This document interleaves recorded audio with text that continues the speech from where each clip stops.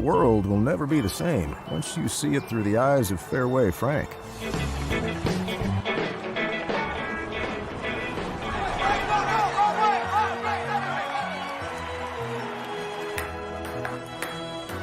Frank, we'll sell London broils, New York strip steaks, pork chops, pork steaks. Frank's mama always said, life is like a T-bone steak. When you shop at Fareway, you know exactly what you're gonna get. Chris Williams, Chris Hassel. Two guys named Chris. Presented by Fareway Meat and Grocery. From the Channel Seed Studios, this is Iowa Everywhere. Channel Seed. Seedsmanship at work.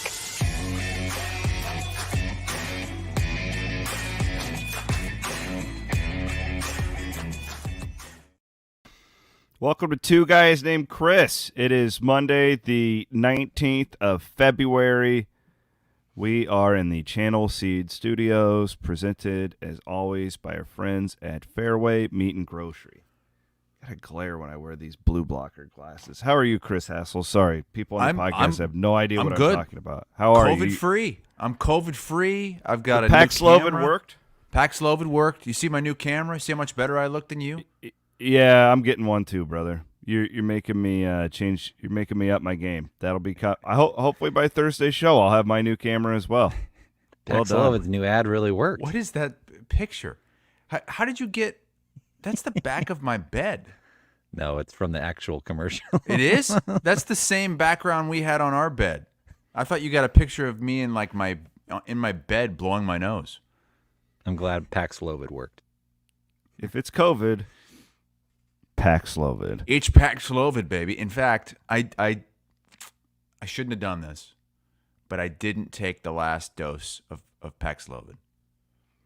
I was feeling so good that I had to get off my cholesterol meds to take Paxlovid. It doesn't interact well with cholesterol meds. God, you're such a old What man. about the placenta pills? Did you have to get off those too? No, those are good to go. Really quick, how's the perineum? Your taint? Is it okay? My chode. All good. Why were we talking about that again?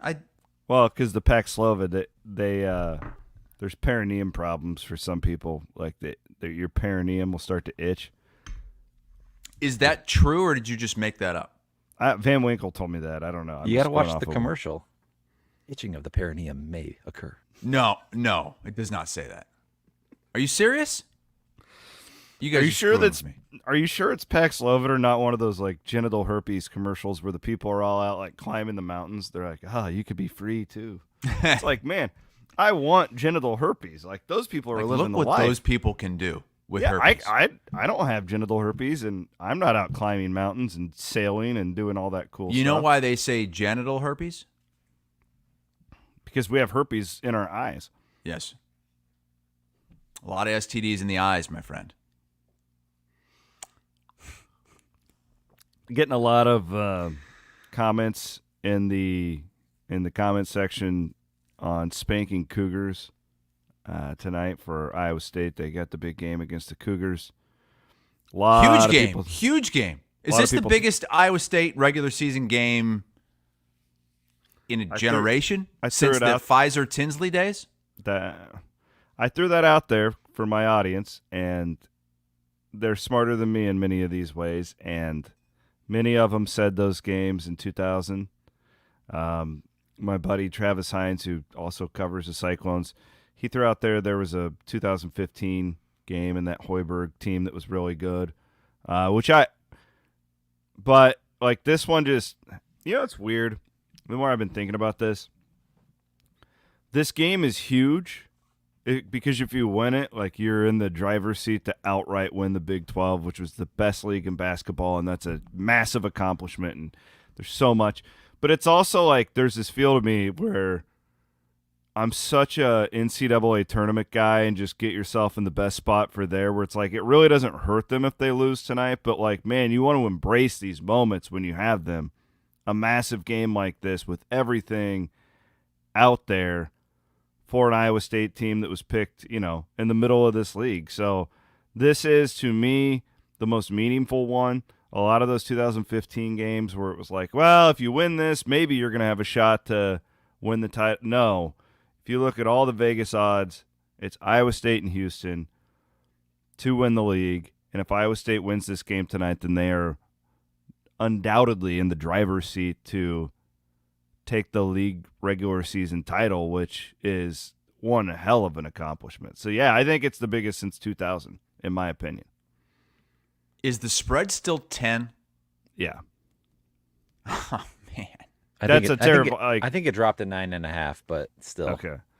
Well, that's where all the analytics have it. You have to realize Houston hasn't – the closest game anybody's played to Houston in Houston this year is 15 points. Jeez. So they just kill everybody at home. So, like, there's a reason for this. Average margin of victory in the Big 12 this year, 22 points. Yeah, there's at home or period? At home. At home. Okay. So they're just beating the hell out of these teams. It seems as though, even though there's that 10-point spread, 9.5, whatever it is, that Iowa State fans really think they've got a chance. I mean, I think they have a chance. I wouldn't bet on this game. I mean, if I was going to, I would take points either way. But, like, I mean, this is a really hard game. Like, the thing about Houston, have you watched them much, Chris? Like, yeah, I mean, I saw Iowa State play them. I've seen them play a couple other teams and just kill them. Yeah, I think it's them and UConn, and I think UConn separated themselves from the field. I would love to see Houston and UConn play. I'll put it that way, just because they're different. And, but like I just think that this team is just that freaking good, especially at home. And it's a game. Of course, Iowa State can win it. Of course they can. Like this is as good of basketball as I've ever seen an Iowa State team play in my career. And I started in about 2004. When's the last time Iowa State was a 10-point dog? Have they been one this season? I don't think so. No, not this season. They would have been last year. I mean, that's just, it's a lot of points, and it's telling us that this isn't going to be much of a game. What was the line for Houston hosting Texas over the weekend? 10? 10.5. What was the final score? They killed them. Now, I know Iowa State's better than Texas, a lot better than Texas. The thing about Iowa State, like when you really watch them, is that they're just so damn balanced. Like, Lipsy only played 27 minutes the other day, right, against Texas Tech team that you and I were texting. We both were like, this is a scary team. They can hit threes. They can do all this stuff. And now you got Jones and of course, Gilbert, and it's just you're kind of just rotating these guards, and you kind of do the same with the bigs. It's like, oh, well, Jones isn't having a very good game. Ward's picking it up today. They're just so damn versatile. And even the guys coming off the bench, there's not a big drop-off when they play their 7 or 8 minutes. They're just so freaking well-rounded. Here's the problem, okay? So Iowa State has metrics-wise, Iowa State, put a blinder on the name, okay? Just look at their metrics. They're a Final Four caliber team because they're top 50 in offense, top 50 in defense. They're elite in one. Okay, so they're like 45 in offense, 3 in defense, which is really good. That's a great profile. Houston's profile is unbelievable, Chris. They're 16 in offense, 1 in defense. They've been the number 1 team in the country since December 1st. They haven't moved. And, like, what's so crazy about them being 16 in offense is they play that freaking ugly-ass, slow it down. Like, they shouldn't be as efficient as they are, but they don't turn it over. Like, and they're nasty and big and strong, and I have so much respect for this Houston team after seeing them in person and just watching them dismantle these Big 12 teams the way that they have. So I think it's a tough game tonight for Iowa State. I don't think Iowa State will win, but of course they have a chance because Iowa State is playing right now. They're going to be 7th or 8th in the polls today. They are one of the top 7 or 8 teams in the country. There's no doubt in my mind, but going to number 1 or number 2, that's a tough draw tonight. We'll have to see. Really tough. It's a tough turnaround for both teams, but Houston has already lost to Iowa State. They've already seen them. They've already played. I can't fathom Iowa State winning this game. I can't. I I'm can't with you. fathom a season sweep over Houston, winning in that place, which is going to be raucous. They have a great home atmosphere there. And that coach, Kelvin Sampson, oh my God, he is just his teams have the personality of him. Just junkyard dogs. They will fight you. I doubt Iowa State's going to get the whistle tonight. They're so old too, is the thing. Like, these are two great. This is going to go into my thoughts on Iowa after they had a great win over the weekend. But these are two great college basketball rosters in 2024.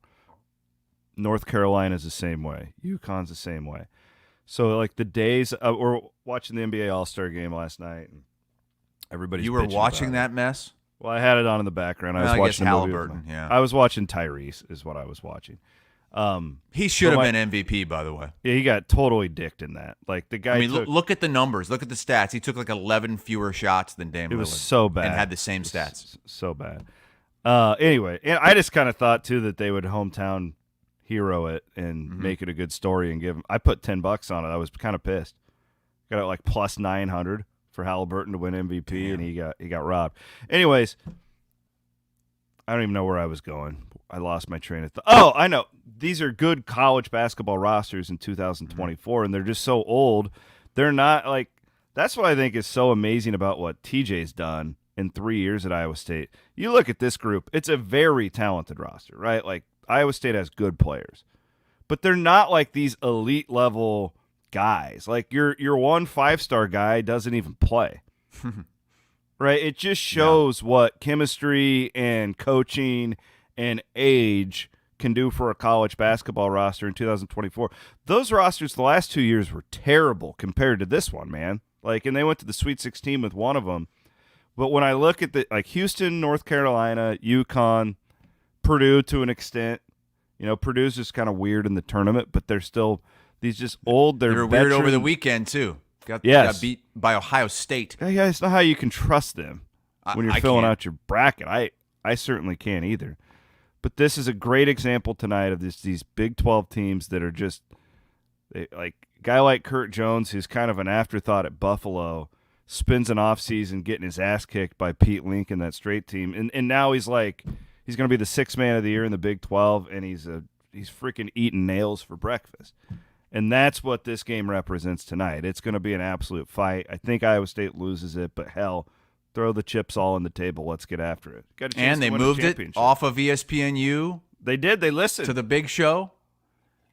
We had the bracket preview show over the weekend. It was going on the same time as the Iowa State game, so I don't think a lot of Iowa State fans saw that. But Houston a 1 seed right now, Iowa State a 3 seed. I don't necessarily have that much of an issue with them being a 3. I think you could definitely argue that they're a 2. They're not a 4. But being behind Kansas and Baylor, they need Baylor to surprising flounder to here me. a little bit. I think that Baylor has a pretty tough end of the season, but they're playing really good. Kansas, who knows? I think Self is playing chess right now. They only play like 5 or 6 guys, and 2 of them have been hurt. Those guys came back over the weekend, got a good win at Oklahoma. But I'm guessing Bill's going to be resting some guys down the stretch too, so it'll be really close. I don't know how it plays out. The Baylor thing is kind of weird, man. Now you wish you had that .2 for that Momcilovic shot, right? If you could have got that win over Baylor, but we'll see. All I know is Iowa State is in position to win a big. It kind of controls its own destiny with 2 weeks left, and that's pretty awesome for where this team is. I'm amped up. It's really exciting. We talked about it. Take care of business at home. Take some road games, and you're going to have a chance. And now they do. Even though I don't think they're going to win this game, but I have been surprised. I mean, I thought they were going to get a really tough game from Texas Tech. I did. I was so wrong on that. I thought Texas Tech, being the best three-point shooting team in the conference, they were going to hit some threes in the first half and take a lead. And they never got – they might have had one clean look at a three that entire first half. Watching Iowa State play defense in that first half was a thing of beauty. Yeah, and it once again you saw Iowa State's crowd and that defense break another Big 12 coach, McCaslin. And I love him. I think he's a great coach. I know you admire him as well. And like I could tell, I think maybe it was you I was texting with, her, but you could tell 10 minutes into the game, it's like he's getting a tee. He is just beside himself. Those guys were getting amped. That Iowa State crowd is just like now they've taken it upon themselves to just harass these opposing coaches and just make their lives miserable. It's really good. It's really good stuff. That was an impressive win though. Just the fact that you're matching up the Big 12's number 2 defense after Houston with the most efficient offense. They don't turn the ball over, best 3-point shooting offense, and Iowa State really shut them down. Some garbage shots there in the last 5 minutes or so for Texas Tech. Yeah, that score, oh man. I had Texas Tech plus 7.5, and god damn, it got close. Oh yeah, my God! There were a lot of people in Hilton I was watching that were nervous at the end of that one. They had the shot at the end of the game that would have done it, or if they just wouldn't have fouled in the final 15 seconds. Yeah, Toussaint made a three to make it a 7-point game, and then they fouled Gilbert, and he made a free throw to put it over. So, and that was as close as that game was the entire way. Iowa State took a double-digit lead, and it never got within double digits until the final minute. We'll get to the Iowa game. I have some thoughts on this. We do have a lot of people in the comments wanting this. So are you going up to Daytona today? You driving up to Daytona for the race? Hassel? I figured you'd be in heaven today. You got the biggest Iowa State regular season men's basketball game in 20-plus years and the Daytona 500 in the same day. You know what sucks is I'm barely going to be able to indulge because I've got to take Cameron to Iowa City for a checkup on her foot. So, man, what time is that race? Matt might have to look. 5, 3 or 4. I think it's 5 Central, isn't it? What? It's a night race? What are you talking about? Well, they've got 2 races to run because the one Saturday got rained out too. The Xfinity race, like the minor league one. How was the qualifying? 3 o'clock. You're right. I don't know why you have to be such a dick. Well, Josh just put koala bears in the comments. It reminded me of it. 3:30 there. 3:30. So okay, I took some extra time last night because I figured there'd actually be more people gambling on it being a Monday and what the hell else are you? There's no doubt about that. You have been with me in Las Vegas. We hit a big long shot last year, one of these Daytona races, and so Chris has done this with me. It's proven it doesn't always work, but I have hit the last 2 winners of Daytona races. So like if you don't follow racing, it's basically a crapshoot. Like there's just all these wrecks in these races. So what I like to do is just sprinkle my sprinkle money all around the board and hope to hit a couple of long shots. So this is my absolute play from our friends at DRF Sportsbook on today. I think I have like 15 bets here, 16 bets for you guys. Do not put a full unit on all of these. That is the wrong way to play this. We want to try and hit a long shot and try and hit a couple of these top 5 and top 10s to have a profitable day. I'm not going to go through and read them all. If you're listening on the podcast, we have it posted all over social media. But again, we are not trying to win all of these bets. We want to hit one of the long shots. We want to hit some of these top 10s and top 5s. All of these odds that you see on the screen are from DRF Sportsbook. That's where I put all my bets in. And hopefully we can make a little bit of money here. But that was so much fun when we were at the Sportsbook last summer. And it was our guy, Chris Busher. He's on my list. He won it it was like 3,000 to 1, and we all had money on him. And we had a really good day. That was a hell of a lot of fun. Was that week 0 when we were there for that? Yeah, that was week 0. Yeah, but we all hit it, and there was like 6 of us just going crazy in the sports book because we had a big day. So anyways, check that out anywhere on – I tweeted it from at Chris M. Williams. It's also up at Iowa everywhere. Iowa men with the ups kind of an upset win. It was not an upset. The sports books said it was not an upset. Yeah, Iowa was favored by 1.5. Yeah, don't fall into that. Correct. It was a perceived upset because of Wisconsin season and what's been going on with Iowa. What was your take on it? Obviously, a really good win, and I'm just having a hard time with a couple of things, but I'll jump into that after you. Okay. I thought Iowa was going to handle Wisconsin. Wisconsin's kind of in a free fall. They had lost 4 of 5. I knew there was going to be extra juice in the building. I think the Caitlin Clark game helped. I don't know why. I just had a feeling that there was going to be some magic left over from the Caitlin Clark game on Thursday night. And there was. We knew it was sold out. Place was packed. It was a blackout.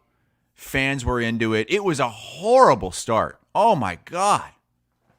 Going from the Iowa State game right into this game was whiplash, because in that Iowa State game, there were no open looks at all in that first half for Texas Tech. None. And then you come to this game, and I mean, every shot is wide open, and Wisconsin's hitting everything. They started off like 12 of 15 from the floor, like 5 of 7 from deep. It looked like Wisconsin might run away, but Iowa starts chipping away. You know what? They started playing some defense. Like, that's the thing about this team. When they want to, they can be decent on the defensive end, but it's only when they are supercharged. And then Tony Perkins gets, I think, a talking to. He had a bad start to the game, came out guns a-blazing in the second half. They almost blew it. I mean, they were up 7 with 5 minutes to go or whatever. It went to overtime. It was just a win that they had to have. They had to have this game. And I'm not talking for the NCAA tournament, because that's still a pipe dream. I'm just saying for the program, for these kids. They needed a big win like that. They needed a packed Carver. They needed a crowd that was engaged, and they needed to come through with that on the line against a rival in a good team in Wisconsin. They're struggling right now, but still a pretty good team. It was great. I don't think it's going to carry over. The schedule this week is just brutal. I think they go on the road against 2 ranked, and we'll see where the rankings go today. But they go this week. Yeah, they go on the road to Michigan State, not going to be ranked, but playing much better. Like, I think Michigan State is right now one of the top 20, 30 best teams in the country. And then to number 14 going into the week, Illinois. Not sure where they'll be today. So, look, you can look at it as major opportunities. I mean, you win on Tuesday against Michigan State, then you can start thinking, geez, we're a win away from probably potentially being in the tournament right now. I don't see that happening, but good for the guys to finally get one of those in the win column, because what were they, 0-7 in quad 1 games? They needed it, and now things are interesting again. What's hard for me when I watch Iowa, and totally agree with you on all that stuff. They deserve credit for the win. Give it to them. I just have a hard time anymore in college basketball watching these games the way I used to, where it's just like a lot of these teams, it'd be like, well, they're building up. You could really see this next year, this team taking a huge jump and getting to the second weekend, or they got to develop. And like all these basketball seasons anymore, Chris, are just so in a box. You know what I mean? Because these rosters flip over so much. It's like I have no idea what the Big Ten's going to look like next year. I think I know what Iowa will look like, but I don't see them going out and getting a bunch of free agents and stuff like that. So it's like even in the good times, it's like isn't that what we build for as fans? This is why I keep saying that I want to continue on that conversation from last Thursday about Fran jumping into the portal, because when I'm watching these players on Saturday, it's like they have really nice pieces. Like I think Harding's going to be really good. People know how much I love Sanford. Yeah, he kind of sparked that comeback late in the I think he's going to be a really nice player, but he's not going to he's not Keegan Murray right? Like, but you Owen Freeman might be. But Yes. did you see John Miller's tweet? no, what did he say?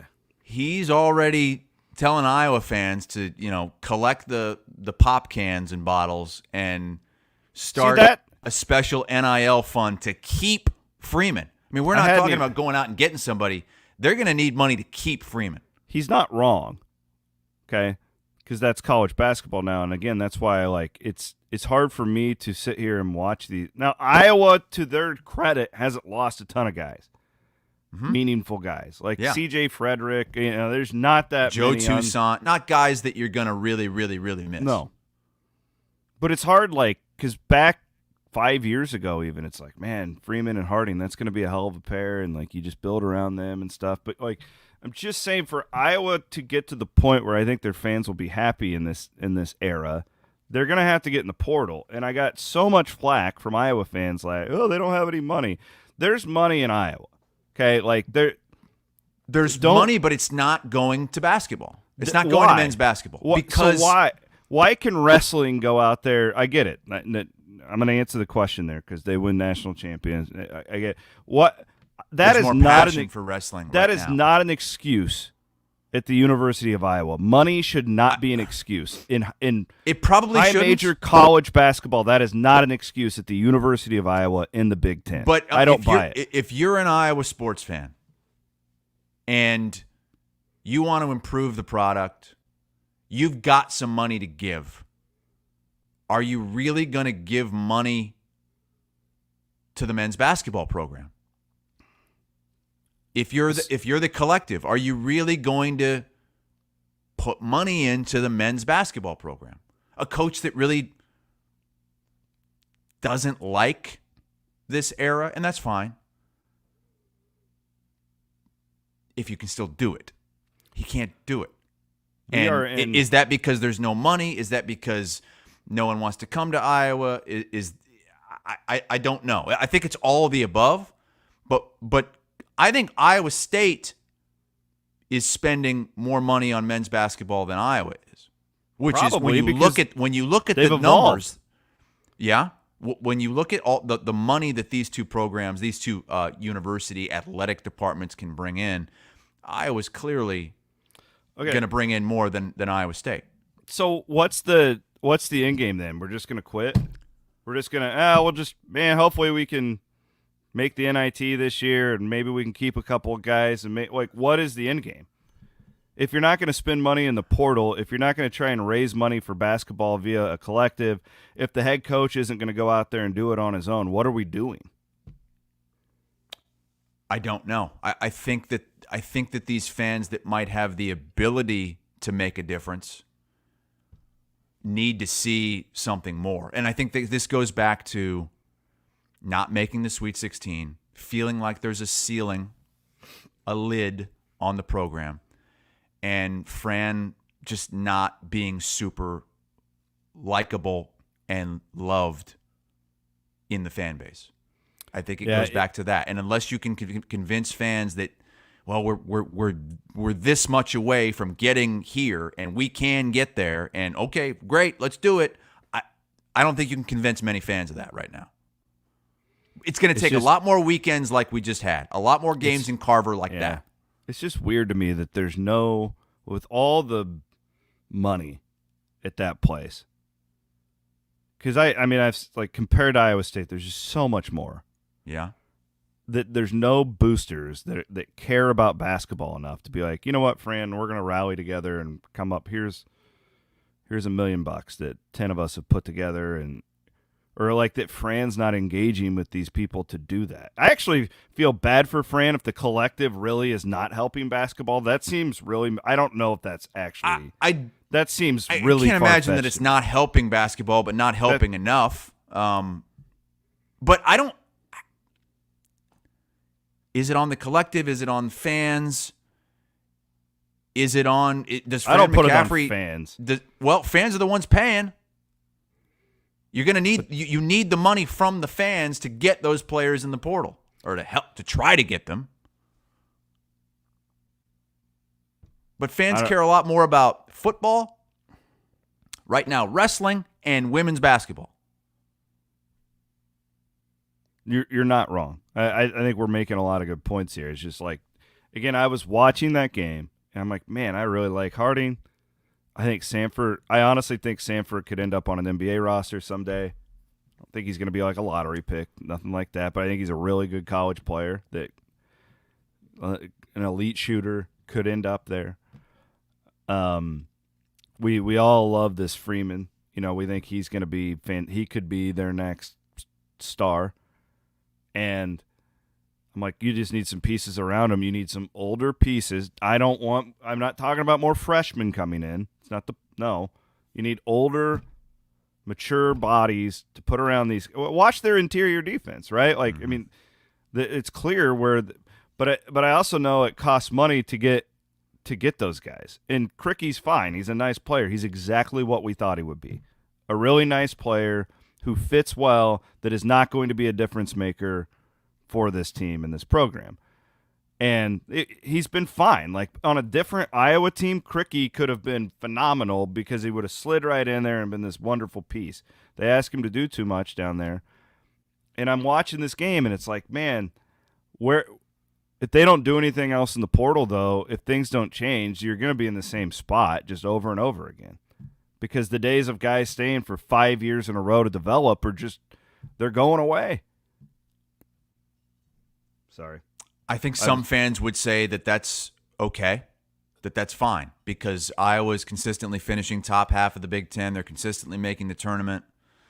That Fran McCaffrey has shown he can develop these players. Like Owen Freeman, I think, has the chance to be really special.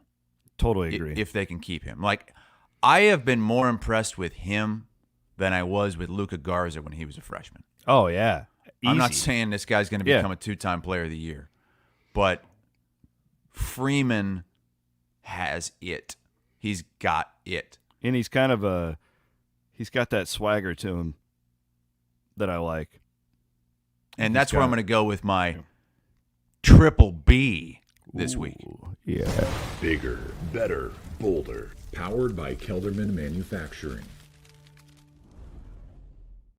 My bigger, better, bolder is Owen Freeman. I felt like he hit a little bit of a freshman wall a couple of weeks ago. There were a few games where he just, he wasn't much of a factor. But man, in this game, the stat line he put up, pull up his stats, Matty Van Hoink. He put up a stat line that I don't believe we've seen this season from any player in college basketball. And he actually showed some force on defense. Like he was, Sanford was too, affecting some shots on defense in that second half, which is always a huge plus. So Freeman didn't miss a shot, okay? 6 for 6 from the floor. Big guy, 8 of 11 from the line. He had 20 points, 12 rebounds, 6 assists, 4 blocks, and 2 steals. Mm-hmm. That is a nutty stat line. Nutty. And this is against a Wisconsin team that's, supposed to be a good defensive team. Yeah. He's really freaking good, man. I think, he has a chance to be a really special player, but as John Miller pointed out, you better get some money together because there will be teams going after him. And maybe Owen Freeman's like, you know what? Fran McCaffrey was the one that, really put his faith in me. I came here with my high school teammate, Brock Harding. We want to do something here, and I'm not going to go. But I think he's going to have some really enticing offers. Well, not only that, and I don't know. I just think it's got to wear on you playing in front of empty arenas too. Yeah, so I think he was the one that said after the game that was the best crowd he's ever played in. Yeah, like that's huge for those guys to feel that energy. And I hope he stays. I think that he could be their next. I don't know if he's going to be a lottery pick, but he could certainly be an All-American type of player. And I don't think he's that far off from it, to be honest. My bigger here, Matt. You do yours. Your Kelderman Manufacturing bigger, better, bolder, because it's on topic, and then I'll go to mine. Brock Purdy didn't play. You got to give credit, man, to Ohio State taking off number 2 Baylor or two Purdue. after firing their coach, coming in with like normally you see that in like football. Guys will rally around a coach that gets, fired, and then the assistant steps in. Rarely you see that in basketball where it's like a bottom feeder of the conference, like Ohio State. They're like second to last in the Big Ten. Come in and just upset Purdue. That crowd too was pretty impressive for a down Ohio State team. I mean, you're going to get, your best effort against a Purdue, number 2 in the country, but man, 73-69 to do that, and man, that's impressive. And it's fun to watch Zach Edey, but like, I don't know. They seem to get get the best of him. He still had 22 points, but they went on a stretch there where Purdue just did not score very well at all. And it seems like they could feed him the ball a little bit more, but kudos to Ohio State, man. I do want to give a quick shout out to Halliburton too. He got robbed, like you said. He's my honorable mention, Triple B. He was he hit 5 3-pointers in the first 5 minutes. Of his first 5 shots were threes that he made, and he did come away with some hardware. Did you see that? Pacers. What did he win? Well, they had the skills competition during the night before, and it was like they had the 3 number 1 picks. They had 3 just all-stars, like a team of all-stars, and then they had 3 Pacers, and the Pacers beat those other teams with Halliburton on the Pacers. I didn't watch it. The All-Star Saturday night I have a love-hate relationship with All-Star Weekend. I used to love All-Star Saturday night. I did too. And I hate it now because it's just a shell of what it was. Well, they had it at Lucas Oil Stadium too, and it was so weird. The crowd was not into it. Like, it sucked. I just saw some of the highlights of the dunks that were just horrible. Like, I used to be appointment TV for me to have state wrestling and All-Star Saturday night on and at the same time, and I used to have parties for it, and now I literally watched Creed 3. Well, what did it say too? That your best dunker comes from the G League too. Yeah, right? You got to call Mac McClung up there. Pretty bad. Every year to win the dunk contest, and then send him back down to the G League. In defense of the NBA, all of the backlash that last night's All-Star game is getting is just ridiculous to me. It has been this way for so long. The last really competitive All-Star game I remember, it was AI. Man, this is back when we were in high school, Chris. Every once in a while you'll get these guys and they're all amped up. But this is what this game is now. And last night there was all the, oh my God, they're not playing any defense. Well, what fucking game have you been watching for the last 20 years? I haven't played defense in this game in decades. Agree. And look, what Major League Baseball has the best All-Star game. But after that, hockey All-Star game's terrible. The Pro Bowl has changed to flag football. They don't even do anything. So I don't know. Do you go 3-on-3? Do you just get rid of it? People still watch. It's still an event. But the other, the Sabrina versus Steph thing was the best thing of the weekend. Yeah, I mean, cool. they have something going with the skills thing. I think that's way more entertaining than the game itself. There's no doubt. But the thing that they had with the Pacers and this skills competition, it was kind of stupid. They had to pass through these giant hoops, which they would score points, and it was anybody could do that. You know what I want to see? I want to see an old timers game. I want to see Jordan and Bird and Magic Johnson and those guys out there on the court again. Even if it's just 2-on-2, 3-on-3. You're a pro wrestling fan. We always want the old guys to come back. Remember when Iowa State did that? They would have a celebrity, former player game. Yeah, Williams. I covered one of those once. Fred brought those guys back. I'm watching Twitter last night, and again, I had it on my second TV. I was watching a movie with my daughter, but that game has been like that for decades. I don't know where all this outrage came from. Oh, they're not playing defense. Well, okay. What? The difference. The score of the game didn't even raise my eyebrows. What was it? 211 to 170. 211 to 186. It didn't even that does the sure. That's what I would expect.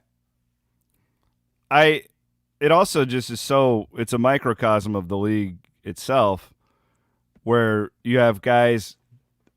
This is what pisses me off as a fan is when people, let's say you're local and Matt is a Golden State fan, and he goes and he wants to take his daughter up to Minneapolis because the Warriors are in town, and Clay and Steph take a rest day.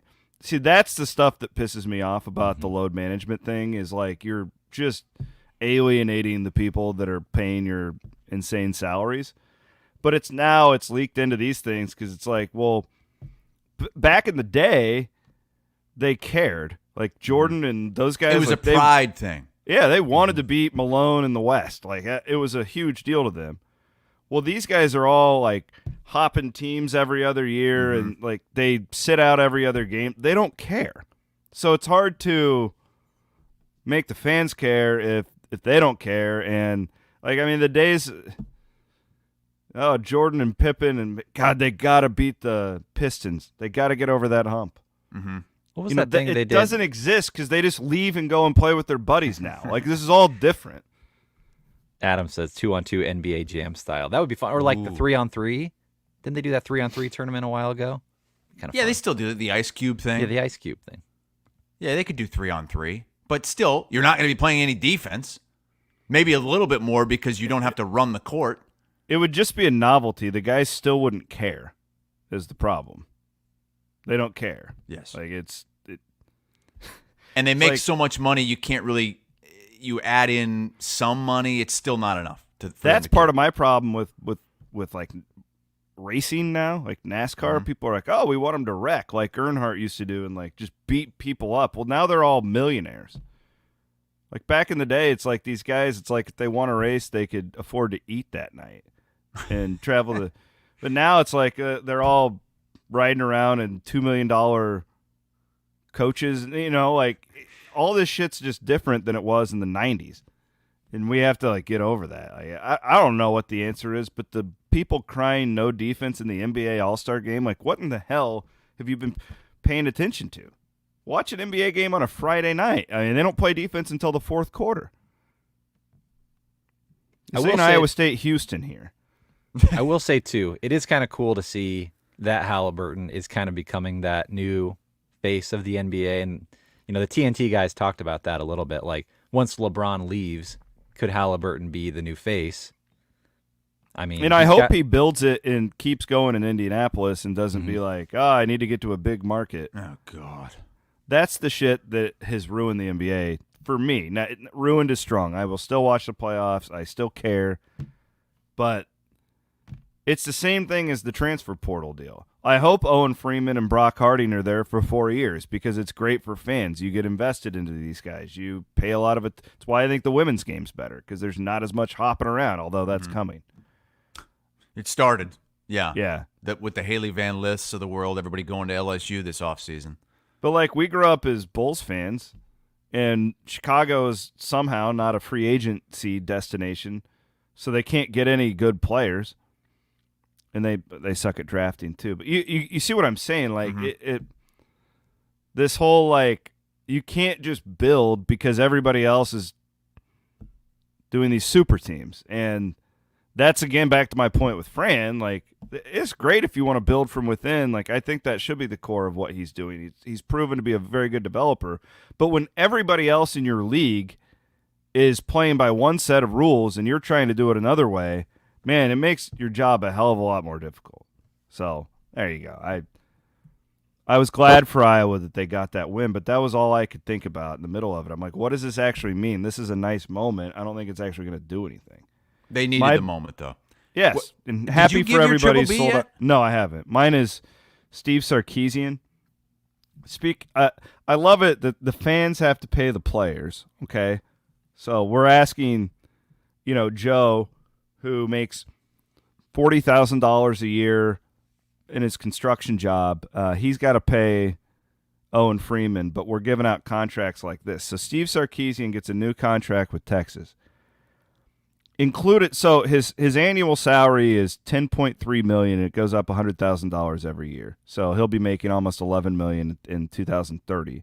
But he also gets, with his new contract, 2 cars, a private jet, game tickets for all the home and away games, which is nothing. Everybody gets that.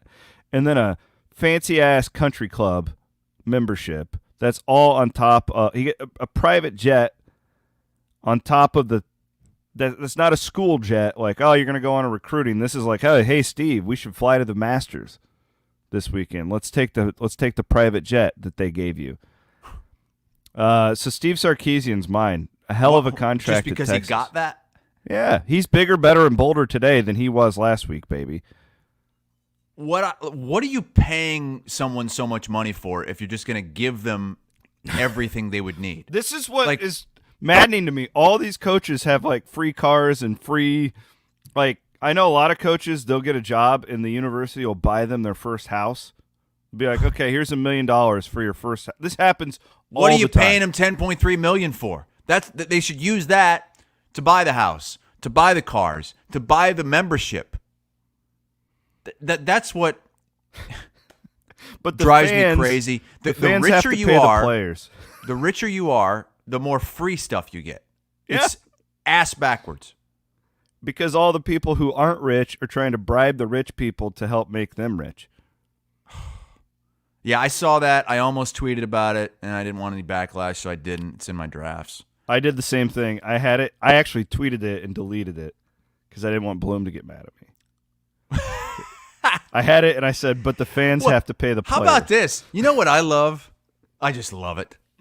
Anytime Iowa State wins a game, as soon as the game ends, let's celebrate by donating $20 to We Will. Can I have some money paid?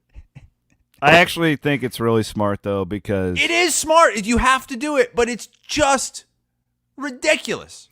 the difference in Iowa State and Iowa, and I think I know enough about, I really want to talk to this Brad Heinrichs and just learn more about how they're doing it. I need to reach out to him. I'm going to do that. Like, Iowa State it's very much a grassroots, it's got to come from the bottom because there's just, one, the fan base isn't as big, and they don't have doctors, lawyers. You know, I'm going to go to that hospital today, and, like, there's 1 million doctors running around, right? Like, that's what you produce at Iowa. At Iowa State, we produce farmers, veterinarians, and engineers, right? Like, it's just a different class of, you know, the financial world. And so it's got to come from the people making $70K and buying season tickets, and that's like, so Bloom's doing what he has to do there.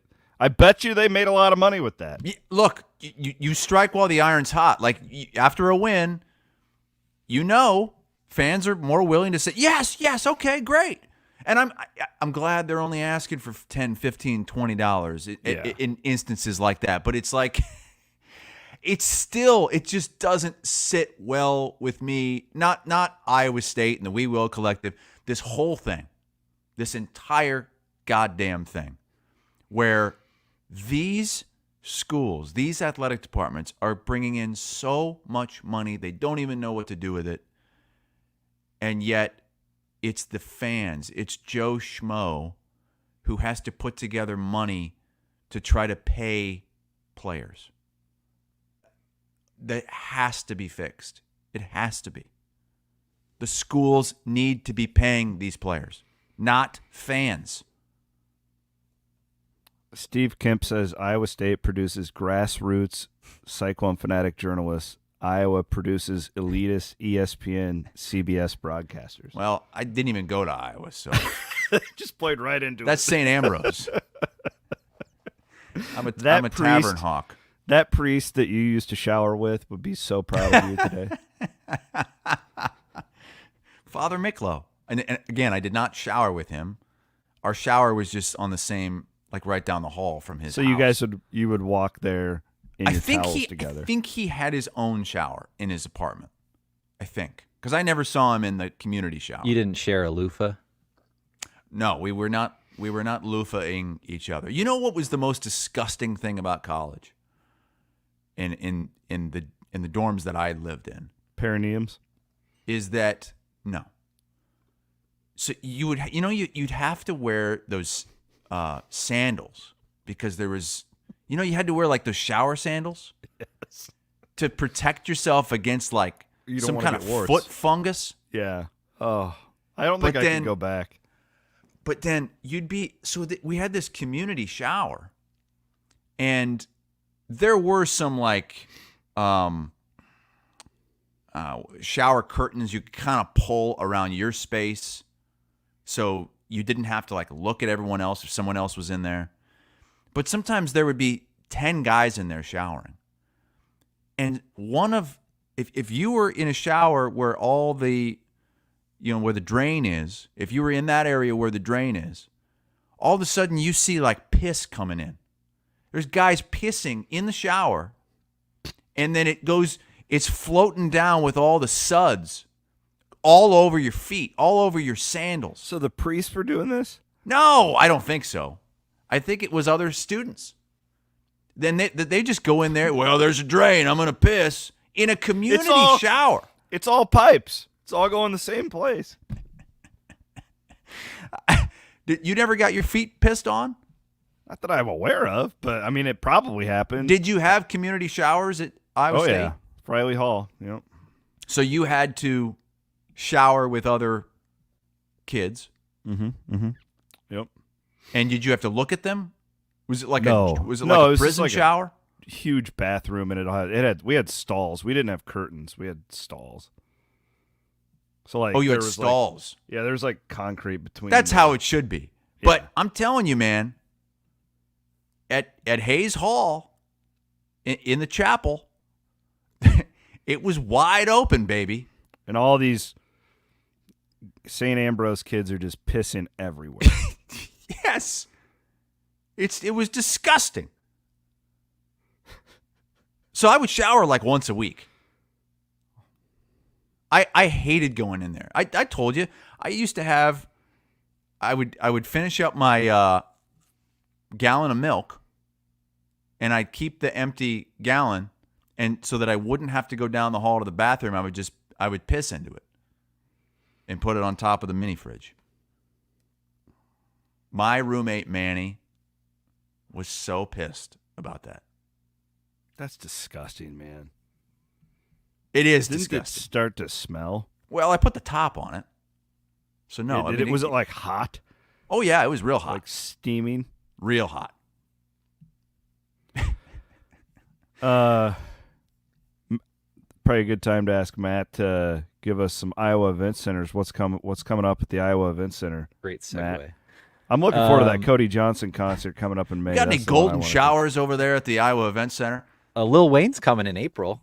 Does he have a song called like Golden? I don't know. Lick My Lollipop. I don't know if that's an appropriate segue with the priest conversation, but again, the priest never showed up in the shower. He just lived. The priests lived down the hall. Thank God this was before, Bluetooth cameras and stuff. So we got Avenged Sevenfold coming March 15th. Tim McGraw March 21st. I want to go to Fall Out Boy April 3rd. Oh, Jimmy Eat World, Fall Out Boy. God, that screams Van Winkle. Oh, wait. That was like Jimmy Eat World and Fall Out Boy are coming together? Yeah. When is this? April 3rd. I think it's a Wednesday or Thursday. Yeah. Okay. That's great. Yeah. All right. That's a big card, too. The Cody Johnson, Justin Moore is what I'm looking forward to the most coming up, man. That'll be a hell of a show. That's May 17th. Yeah. Ooh, Justin Moore. That one. That'll be a great show. Justin Moore is like one of my all-time favorites. Who's that? What does he sing? He's not even like a big name. He's the guy who sings Small Town USA. You know that song? Try That in a Small Town? He sings a lot of songs like that, but not that song.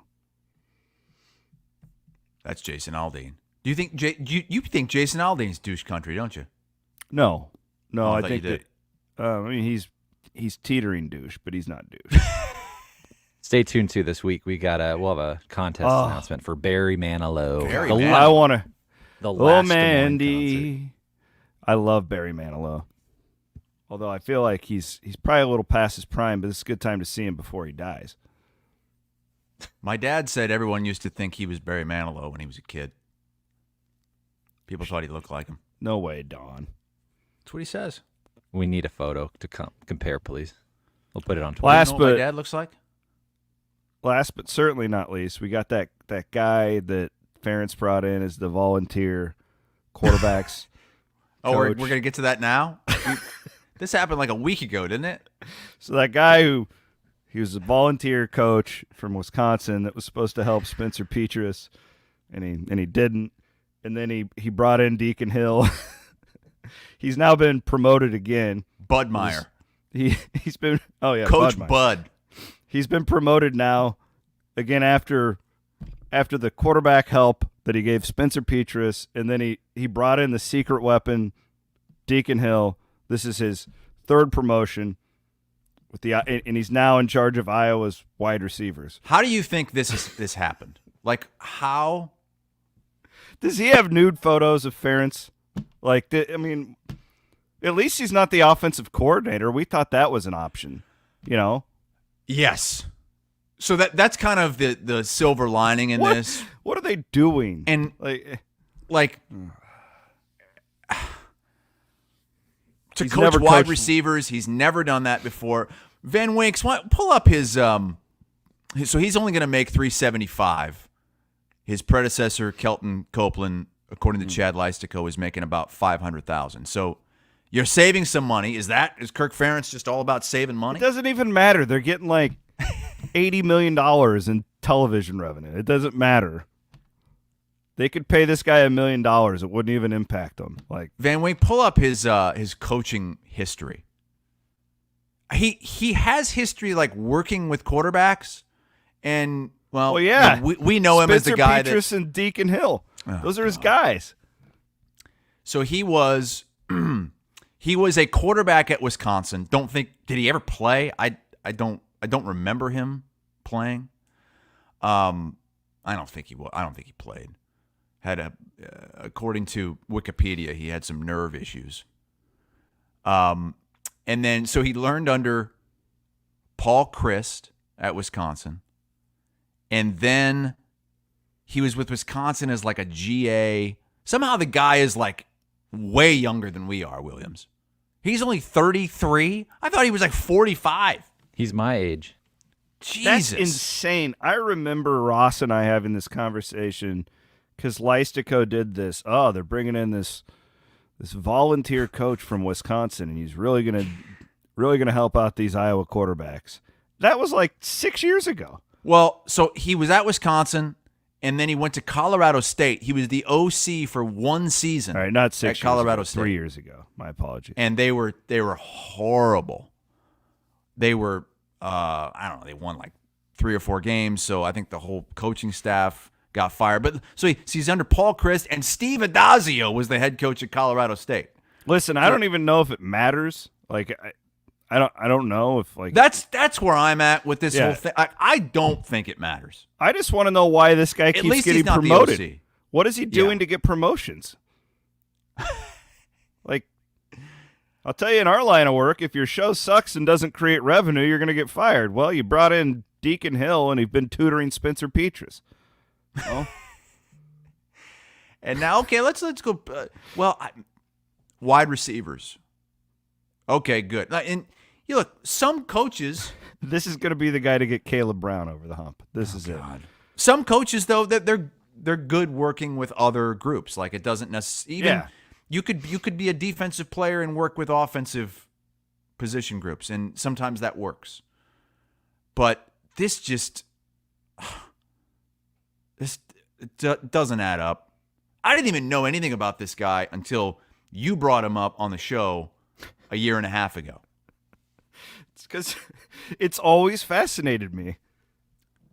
It was one of the deals when you do talk radio for 3 hours live every day, like I used to in Des Moines. Like you're looking for things to talk about, and this was like a huge talker when he came in. Oh, I mean, he's got this experience at Wisconsin. They've been really good. It's a volunteer, you know.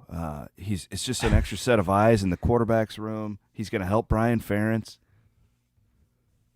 My whole thing is, I'm just like, again, like. This would be like, oh, your show has terrible ratings. Nobody watches it. The audience hates you. I'm going to give you a promotion twice. Hassle. It seems like another just middle finger from Kirk Ferentz. Oh, you want us to change? Okay, well, I'm just going to promote from within. I mean, at least he went out. He got somebody from outside the. This guy isn't the OC, so it's offensive coordinator. And look, we've even said and wondered, does it even matter who the OC is? So if it doesn't really matter who the OC is, then it really doesn't matter who the wide receivers coach is. It's just funny. And I just can't believe how young he is. Good for Bud Meyer. Good for him. Coach Bud. We should get him on the program. You think he'd come on? I told you we can't have anyone on the program until you finish your promise. You said you're going to get Fran McCaffrey on here. I will get Fran McCaffrey this offseason. Call him Boudmeyer. Boudmeyer? Boudmeyer. What is it? Is it Bud or Bood?